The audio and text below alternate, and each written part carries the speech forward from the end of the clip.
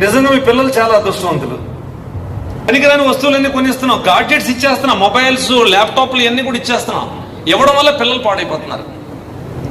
Hello people, ఎక్కడికి వెళ్తున్నాం అనుకుంటున్నారా? రండి చూపిస్తాం. ఇంకోటి నేను, మా చిన్నోడు, మా ఆవిడ, మా పెద్ద బాబు, మా బావగారు, మా చెల్లెలు అందరం కలిసి మా పెద్ద అబ్బాయిని విశాఖపట్నం బ్రాంచ్ నుండి ఇక్కడ రాజమండ్రి తిరుమలలో జాయిన్ చేయడానికి వెళ్తున్నామండి. అవునండి, నిజం.